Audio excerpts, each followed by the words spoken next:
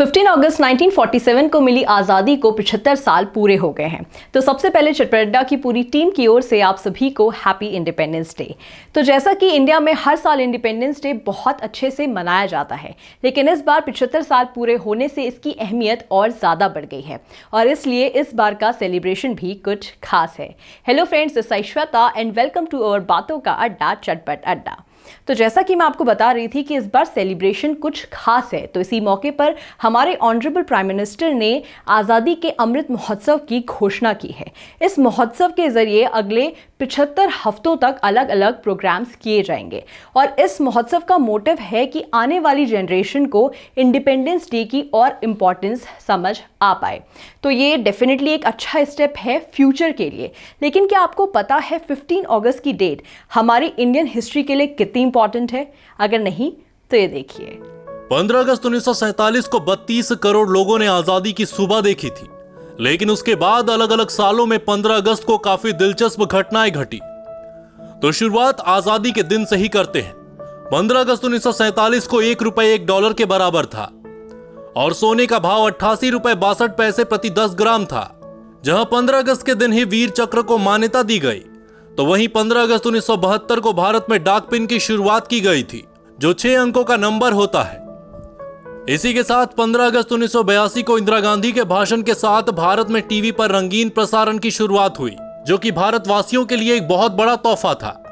क्या आप जानते हैं कि 15 अगस्त भारत के अलावा 3 अन्य देशों का भी स्वतंत्रता दिवस है? जी हां, दक्षिण कोरिया जापान से 15 अगस्त 1945 को आजाद हुआ था। तो वहीं ब्रिटेन से बहरीन 15 अगस्त 1971 को और फ्रांस से कांगो 15 अगस्त 1960 को आजाद हुआ था। ये 75 साल की जर्नी भारत के लिए बहुत खास रही है। हमें ये कहना चाहिए कि हमने जीरो से हीरो बनने का सफर तय किया है। मैं जानती हूँ आप में से काफ़ी लोग इस स्टेटमेंट को एक्सेप्ट नहीं करेंगे, क्योंकि अभी भी इंडिया को बहुत इंप्रूवमेंट और डेवलपमेंट की ज़रूरत है। लेकिन आउट ऑफ एवरीथिंग हमें ये मानना होगा कि भारत ने बहुत तरक्की की है, बी इट इकोनॉमिकल, पॉलिटिकल और सोशल। हम आगे बढ़ते जा रहे हैं। इन 75 वर्षों ने देश ने जीवन के हर एक क्षेत्र में अपना तिरंगा लहराया है।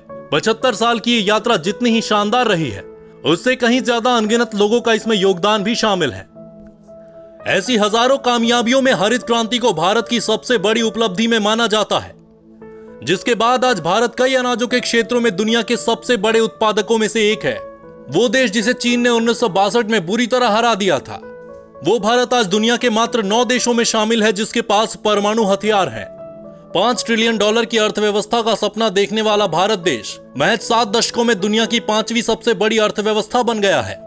एक वक्त था जब देश में चेचक जैसी महामारियों की वजह से लोगों की जान जाना आम बात थी, लेकिन आज भारतीय अस्पतालों में विश्व स्तरीय स्वास्थ्य सुविधा उपलब्ध है और 75 सालों में न जाने ऐसी कितनी उपलब्धियां हैं जो भारत हासिल कर चुका है।